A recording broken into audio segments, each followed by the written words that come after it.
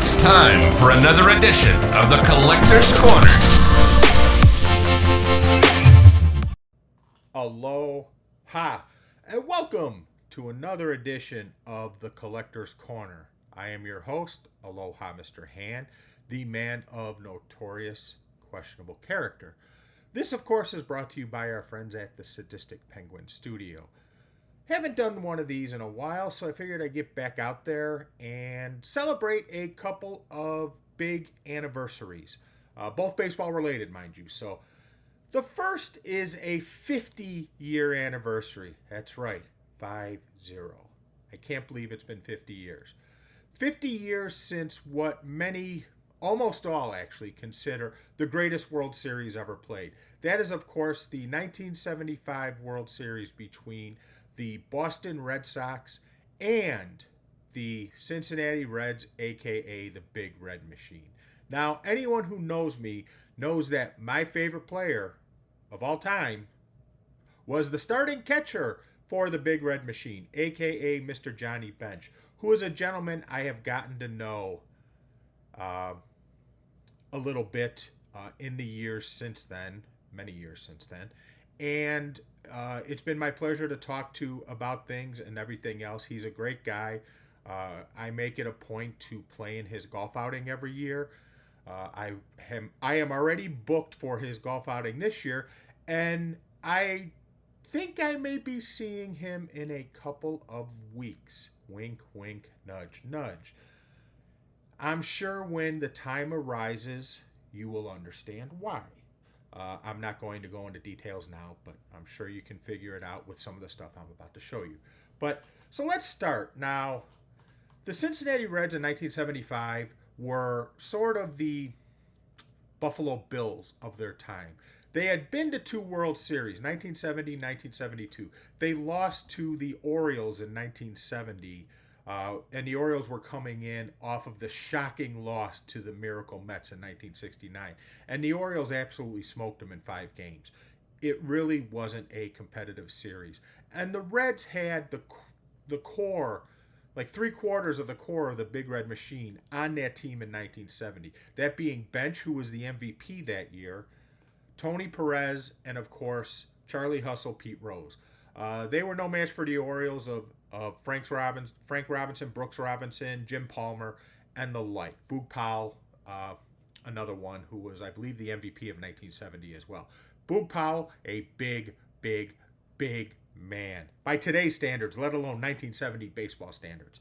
But anyway, so they lost in 1970, had an off year in 1971, came back in 1972, went back to the World Series, and they lost in 7 games to the Oakland A's.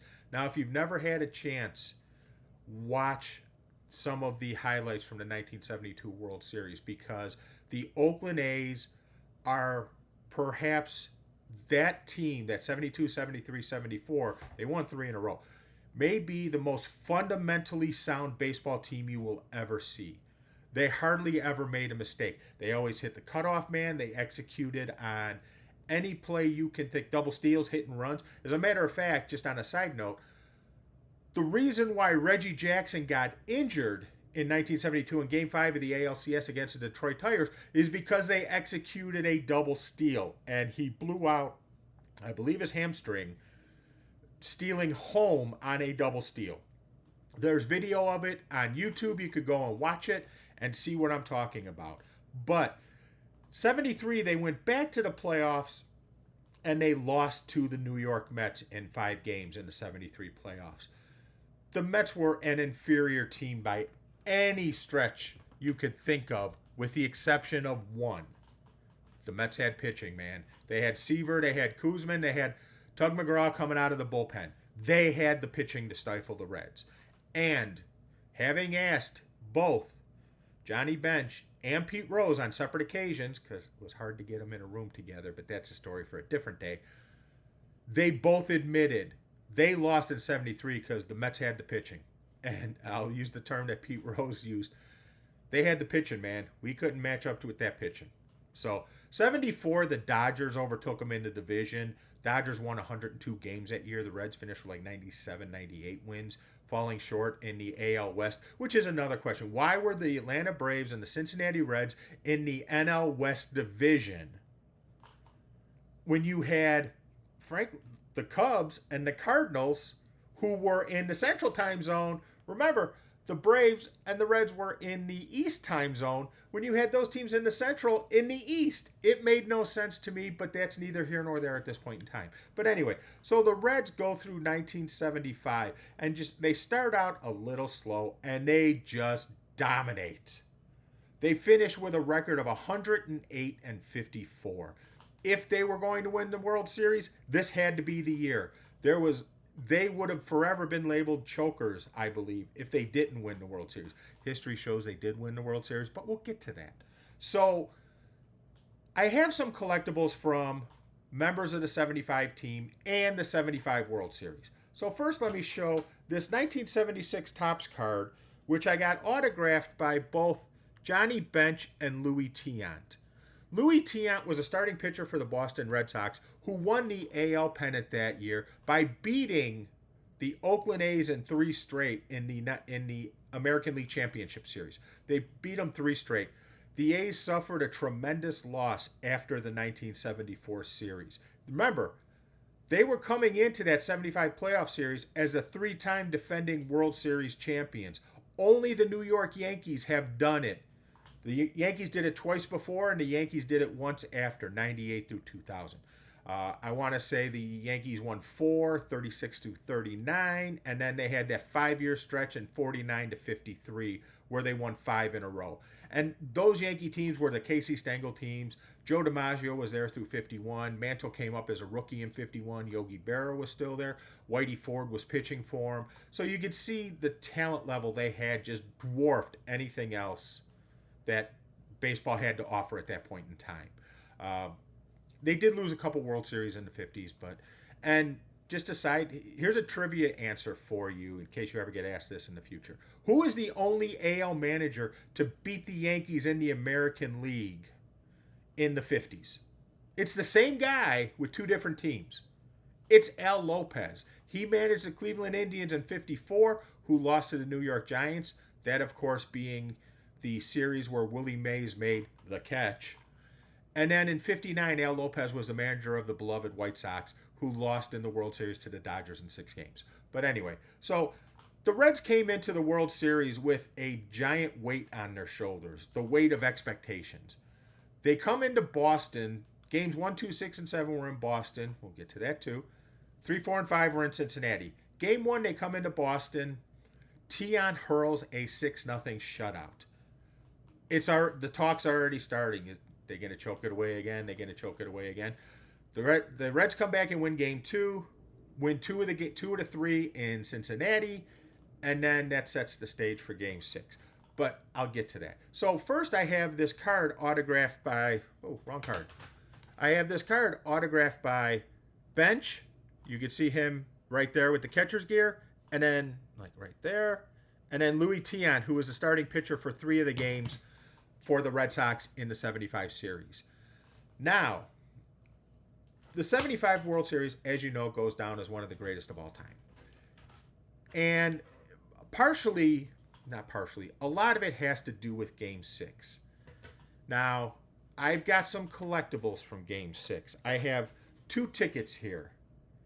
As you can see, this guy, is what's called a proof ticket. This is not an actual game ticket. This is a proof ticket. I had this autographed by Carlton Fisk, PSA certified. I believe I've shown this before. This is not an actual game ticket, but it's a nice collectible to have. I do have an actual game ticket from the Game 6 of the 1975 World Series. Again, PSA certified, signed by Carlton Fisk right there. Of course, the game ends on Fisk's dramatic home run off the left field foul pole, which has since been renamed the Fisk pole. And Carlton Fisk loves to brag about, hey, you want to see my pole, when he's in Boston. But hey, can you blame the guy? I can't. Funny story about that. The bat he used in that game to hit that home run is in the Hall of Fame. It is actually a Rick Burleson model bat. It is not a Carlton Fisk model bat. It is a Rick Burleson bat. But anyway, so as I said, Game 6 has the home run. And I have this card that I've been working on for years. And I am very close to completing it. The lineup for the Reds, the 8 players that were out on the field every day, were known as the Great 8. So I have this card here, and let me explain something. I have the autographs of Fisk, who's batting, Fred Lynn, who is in the on deck circle, that's number 19 there for the Red Sox, and all of the Cincinnati Reds, with the exception of 2. Not the 2 you think. Cesar Geronimo and Ken Griffey Sr. That's right, Ken Griffey Jr.'s dad was on those Reds teams. I have everyone else on here. I have Bench, I have Morgan, I have Rose, I have Perez, I have Concepcion. I have all those guys. Pat Darcy was the pitcher, by the way, who I believe is now a politician in Arizona. I'm hoping to try and get him at some point. But I do know that there are signings with Cesar Geronimo and Ken Griffey Jr. coming up in May that I am currently working on being a part of so that I can try and get the Great 8 completed, if you will. Now, as I said, the starting lineup for the Reds was known as the Great 8. I do have something of the Great 8. I have this. This is a picture of the Great 8 on the Big Red Machine tractor, if you will. The genesis of the tractor is that they took a picture in 1970 on a tractor called the Big Red Machine. That's why you see this one is labeled, the tractor is labeled the Big Red Machine 2. And it has all of the signatures there. There's Bench, Perez, Morgan, R.I.P., Cesar Geronimo. There is Foster, Pete Rose, R.I.P. to Pete Rose, Griffey, and Davey Concepcion, who was the shortstop for the Big Red Machine, who is someone who may wind up on a future generation or era's ballot, whatever you want to call it, one of the committee ballots for the Hall of Fame for possible induction into the Hall of Fame. If you look at his numbers, not bad, not great, not bad. Definitely worth considering. I don't know if he makes it or not. But anyway, so that's the Great 8. Like I said, I'm trying to finish this with all members of the Great 8. Unfortunately, Joe Morgan and Pete Rose are no longer with us. But I've also got some other items as well. I have this Sports Illustrated from 1975 talking about the 75 World Series. Again, autographed by Tiant and Johnny Bench. Tiant was at a show in Rosemont a couple years ago, just before he passed away. So I was able to get him to sign both the card that I showed you and this Sports Illustrated. Now, the Reds are famous for the dynamic of 2 players, really. Pete Rose and Johnny Bench. Kind of oil and water, to be honest. Pete Rose was very much a different type of person than Johnny Bench. They did do some business dealings together. I believe they owned a bowling alley, a car dealership, and everything else. Things sort of went astray with their relationship, if you will, when Bench was elected to the Hall of Fame in 1989, just at the same time that all of Rose's gambling allegations came up. And the story is that Rose's gambling allegations took away from Bench's Hall of Fame induction. And at that point in time, Bench was like the 3rd highest vote total in history. Obviously, he's been elapsed since then, but his vote total was really high up there. But anyway, so moving on. Now, there was a documentary that HBO did about Pete Rose just before he passed away. I was actually, believe it or not, when they were filming something there, and I can describe what it was. It was when Pete Rose and Reggie Jackson were signing autographs in Cooperstown at a store called Safe at Home. Pete Rose signed there every year on induction weekend. He would be there signing, and he took it almost as like a 9-to-5 job. He would be there available for anyone who wanted his autograph. Of course, you had to pay, mind you. Don't forget that. So he would be there, and Reggie one day was there signing with him, and they were friends.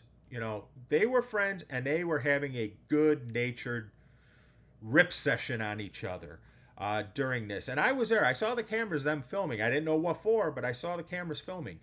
And I'll never forget, I'm not in there because I've watched the video multiple times to see if you could see me in there. I'm not in there, unfortunately, damn it. But I can tell you the interaction I had. They were arguing about Reggie Jackson having the most career strikeouts, Pete Rose the singles hitter, and everything else. And I, with my big mouth, had to intervene and say that, well, Pete, Reggie and the A's got you guys in 72, even though Reggie didn't play. And Pete turned and looked at me and said, shut the fuck up. Reggie, who I was getting a black bat autographed from, inscribed on there for free, Mr. October. Now, that inscription is very costly, and I got it for free just because I was able to talk about 72. And then I asked Reggie. Reggie's final game was at Comiskey Park in 1987. I was at the game. And I asked him a simple thing that I think really impressed him. I said, Mr. Jackson, I was at your final game at Old Comiskey Park. Was that Charlie Finley I saw on the field talking to you? And Reggie just, the old man was there, blah, blah, blah, blah, blah.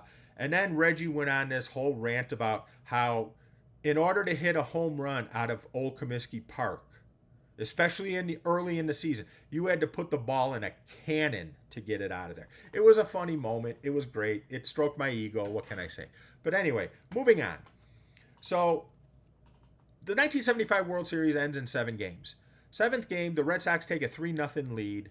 Tony Perez hits a 2-run bomb in the 6th to make it 3-2, and the Reds chip away. And in the 9th inning, Joe Morgan hits what I believe Kirk Gowdy. Kirk Gowdy was the announcer, called a looper to bring in the winning run, which I believe was Ken Griffey Jr. Or Ken Griffey Sr. Let me say that right. But I have a ticket from Game 7 signed by Pete Rose with World Series MVP, which he was, and inscribed with Big Red Machine. I'm so glad I got this done.